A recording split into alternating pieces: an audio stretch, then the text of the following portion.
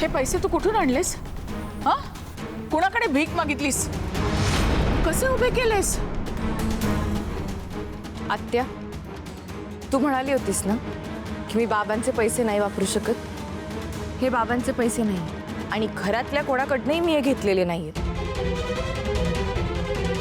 ना मी कुठनं चोरलेत ना कोणाकडे भीक मागितली.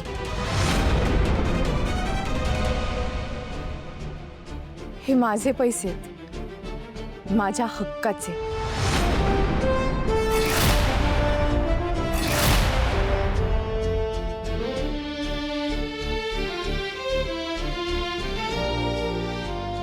साहेब, पैसे घ्या.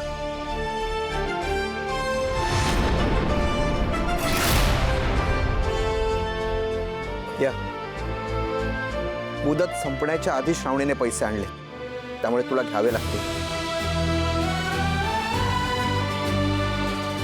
आणि तिची नोकरी आता जाणार नाही, बरोबर ना?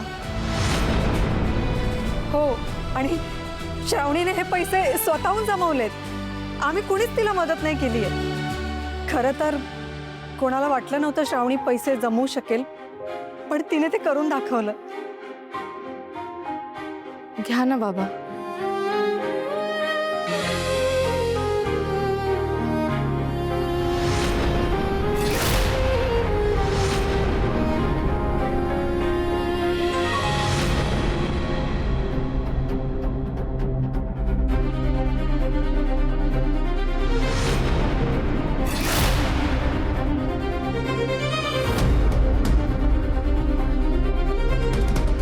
पृथ्वी, हे पैसे माझ्या रूममध्ये ठेव. इथून पुढे काम करताना मला न विचारता कुठलीही गोष्ट करायची नाही, कळतंय? हो, थँक्यू बाबा. चला कामाला लागा. थँक्यू साहेब.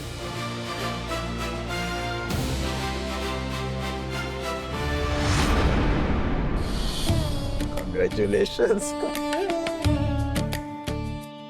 थँक्यू.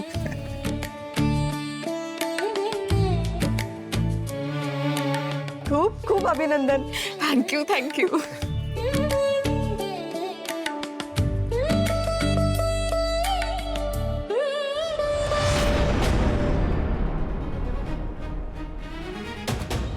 ते मला चांगलंच ठाऊक आहे.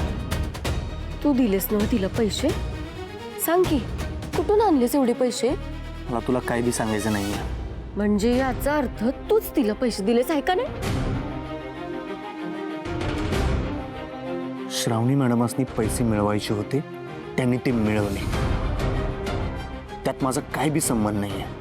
आणि जरी संबंध असला ना, मला तुला सांगायची गरज नाहीये आणि मी तुला ते सांगणार बी नाहीये. तुला पैसे कुठून मिळालेत हे मला चांगलंच माहिती आहे, म्हणून तू जिंकलीस असं समजू नकोस. ह्या पटलावरची राणी एकच, अलकनंदा.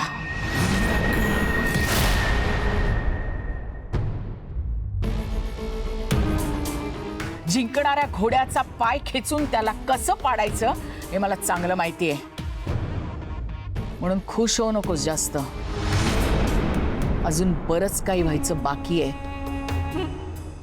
मला तुझ्याशी स्पर्धा करायचीच नाही आत्या. आणि कसं आहे, जर राणीला तिचं पद जाईल असं वाटत असेल ना, तर तिचा राणी असल्याचा काही उपयोगच नाही असं मला वाटतंय. आणि तसे एखाद्या कपटी आणि डाव खेळणाऱ्या राणीपेक्षा एक सच्ची दासी केव्हाही श्रेष्ठ.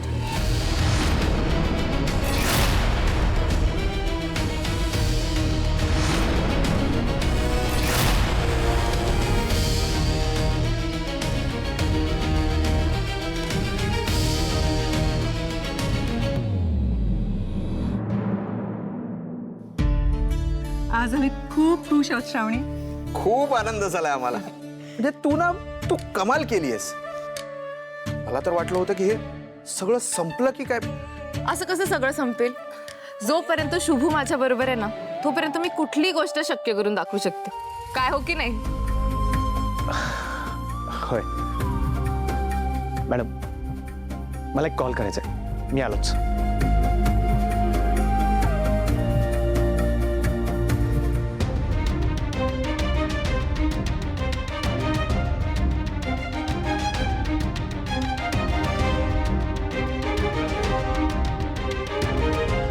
मॅडम मला माफ करा, मी तुमच्याशी खोटं बोललो. पण एक गोष्ट लक्षात ठेव, परत गाडी मागायला आलो मी देणार नाही हा, आधीच सांगून ठेवतो.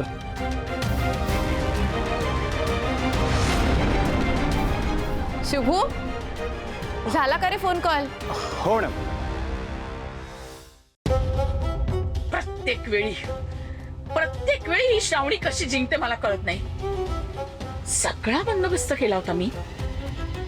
पृथ्वी तिला पैसे देत होता तेव्हा मी त्याला रोखलं होतं. परत त्यांनी प्रयत्न केला तेव्हाही मी त्याला थांबवलं. श्रावणीच्या आईच्या बांगड्या तर तुझ्या कर्जनी माझ्या कपाटात आणून लपवल्या. मग हे कसं झालं? स्वीटी, शुभूनीच पैसे दिले तिला नक्की. हाय हो मॅडम, मी एवढ्या वेळ विचारलं त्याला, शक्य नाही ती. उलट वेळ पडली का नाही त्याच्या घरच्याच मीच मदत करतोय. शुभू शिवाय तिला मदत करणार कोण?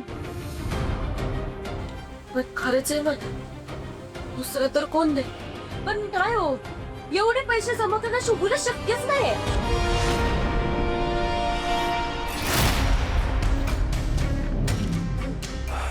श्रावणी करता शुभू त्याची किडनी सुद्धा विकून पैसे देईल. नाही हो मॅडम, त्याच्याकडे इकायला काय नाही. पण जर खरंच शुभून पैसे जमा केले असतील तर एवढे पैसे कुठून आणले त्याने? ते शोधायचं काम तुझं आहे, कारण तो तुझ्या घरात बळी म्हणून राहतो. आता लवकरात लवकर शोध आणि मला सांग त्याने पैसे कुठून आणले. आता तुम्ही बघा, पाय बघून कसं समज शोधून काढ.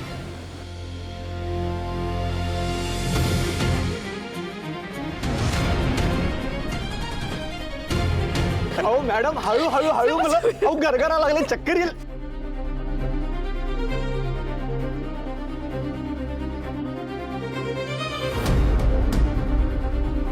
अरे शुभू, ती सेलिब्रेट करते, तिला आनंद सेलिब्रेट करू दे.